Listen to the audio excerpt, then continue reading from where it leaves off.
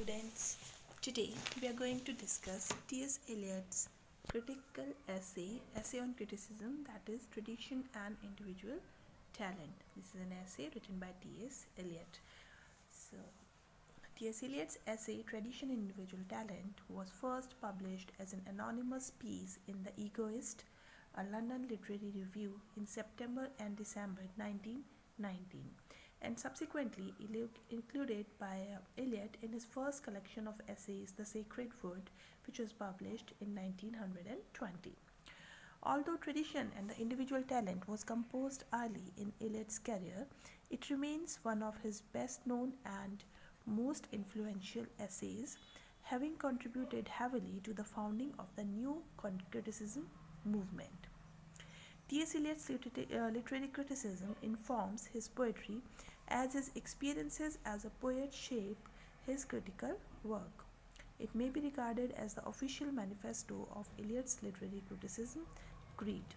The essay contains all those critical principles from which his literary criticism ideas have been derived. It is a declaration of Eliot's critical creed, and these principles are the basis of his subsequent criticism. Eliot attempts to do two things in this essay. He first redefines tradition by emphasizing the importance of history to writing and understanding poetry, and he then argues that poetry should be essentially impersonal, that is, separate and distinct from the personality of its writer. The essay has been classified into three parts. The first part is Eliot's concept of tradition. The second part is his theory of depersonalization, and third is the conclusion or summing up. In the part first, Eliot gives the idea of tradition. Eliot's idea of tradition is a complex and unusual one, involving something he describes as the historical sense, which is a perception of the pastness of the past, but also of its presence. For Eliot, past works of art from an order or tradition, however, that order is always being altered by a new work which modifies the tradition to make room for itself. This view, in which the past should be altered by the present and much as the present is directed by the past, means the writer should be guided by the past and the past should be changed by the present. It requires that a poet be familiar with almost all literary history, not just the immediate past, but the distant past, and not just the literature of his or her own country, but the whole mind of Europe. In this part first, Eliot articulates his concept of literary tradition. He argues that often what marks great poetry is the degree to which it is in conversation with the poetry of the past. In his view, to be traditional is not to lack originality, but rather to possess an awareness of the whole of the literature of Europe. Innovation and creativity are important, but truly accomplished poets must understand how their works relate to both the present and the past. The theory of depersonalization, which says honest criticism and sensitive appreciation is directed not upon the poet but upon the poetry. Essentially, Eliot claims that poetry does not exist in a vacuum, and that the meaning of a poem is never defined solely by its contents. Instead, all art is in conversation with itself, with each new generation's contributions expanding and altering the ways in which the literary canon as a whole is understood. Thus, tradition is a constantly evolving construct, one which accomplished poets must give themselves over to, resulting in a continual self-sacrifice, a continual extinction of personality. For Eliot, the term tradition is imbued with a special and complex character. It represents a simultaneous order, by which Eliot means a historical timelessness, a fusion of past and present, and at the same time, a sense of present temporality. A poet must embody the whole of the literature of Europe from Homer, while simultaneously expressing their contemporary environment. Eliot challenges the common perception that a poet's greatness and individuality lie in their departure from their predecessors. He argues that the most individual parts of his or the poet's work may be those in which the dead poets, his ancestors, assert their immortality most vigorously. Eliot claims that this historical sense is not only a resemblance to traditional works but an awareness and understanding of their relation to his poetry. Now this leads to the so-called theory of impersonality, which lies in the part second. In part 2, Eliot expands on his belief that the creation of poetry is an act of depersonalization. He argues that the mature poet writes not because he has more to say, but because his technique has made it possible for him to more finely articulate emotions.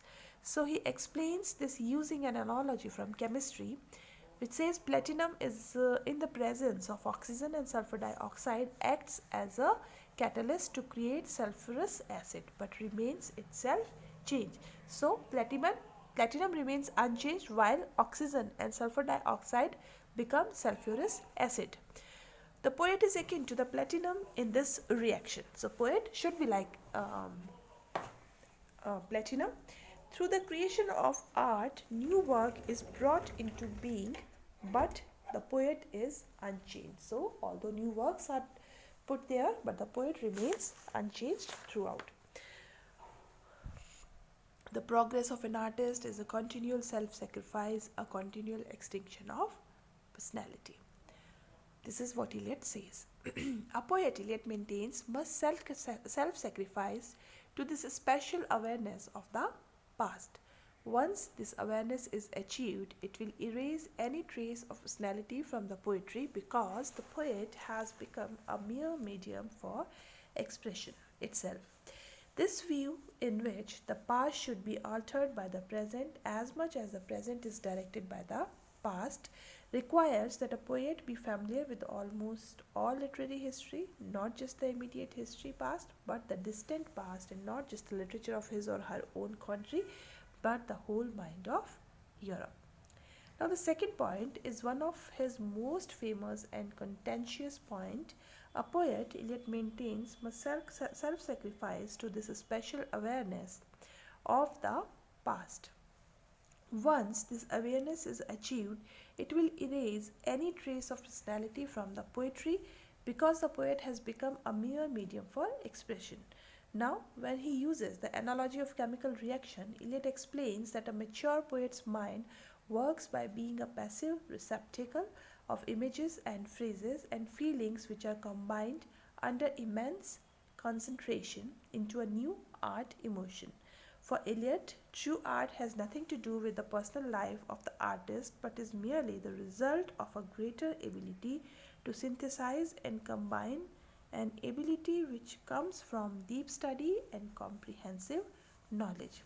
Although Eliot's belief is that poetry is not a turning loose of emotion but an escape from his emotion, it is not the expression of personality but an escape from personality. So this is a very famous quote by Eliot, which some of them say that yes, it is written for romantic poets who were so much subjective into their poetry. Rather, Eliot, he loved objectivity, and in his later essays, he has coined this term objective correlative also, which says the writer should be more objective than being subjective. Now this sprang from what he viewed as the excess of romanticism. Many scholars have noted how continuous Eliot's thought and the whole of modernism is with that of romantics. His impersonal poet even has links with John Keats, who proposed a similar figure in the chameleon poet. The artist is responsible for creating the pressure, so to speak, under which the fusion takes place, and it is intensity of fusion that renders art great. To create great art, to create great literature, the pressure lies on the artist, the pressure lies on the poet, so that he can make fusion of the whole fusion of past and present, and remains unaffected by the whole process. Now, in part 3, which offers a short conclusion and advocates for shifting critical focus away from poets and onto the poems themselves, Eliot reiterates his argument that the emotion of art is impersonal. In his view, the work of poets is to convey their own sincere emotion, but rather to act as a it's not to convey their own sincere emotion, but rather to act as a medium through which the collective thoughts, feelings, and emotions of the living mind of Europe are conveyed. So we can conclude that Eliot does not deny personality or emotion to the poet only. The must depersonalize he must depersonalize his emotions. There should be exist notion of his personality. This impersonality can be achieved only when the poet surrenders himself completely to do the work that is to be done, and the poet can know what is to be done. Means the poet requires utmost concentration. He requires very hard work. He should work very hard to achieve the impersonality and removing and to extend his own personality from the poetic work. So, in the essay Traditional Individual Talent, Eliot maintains the importance of tradition and the theory of and the impersonality theory. So, the poet can work hard. The poet can learn impersonality if he works on what? He works on he reads past literature, he reads about the poets of the past, then only he can understand, he can very well achieve the impersonality in the poetry, and he can produce the greatest artwork, the greatest literature work. So this is his own point of mind. When we go and read poems of Eliot like Wasteland, we can easily understand this impersonality concept. Or even in the preludes or love song of J. Alfred Prufrock, you will not find, it's not that he escapes his emotion from the poetry, but his personal emotion or personal life is not visualized into the poetry. Rather, whatever the poet presents is related to something else, and he infuses all his greatest effort, and this greatest effort which result into a perfect artwork, which is a combination of past and present, and past and present go simultaneously in the literary work. So that is what he says in the essay Tradition Individual Talent. So the poet should work according to that tradition and try to set new goals, try to set new ideas, and at the same time the poet must be impersonal while writing the works. So that's all for the lecture. Thank you very much.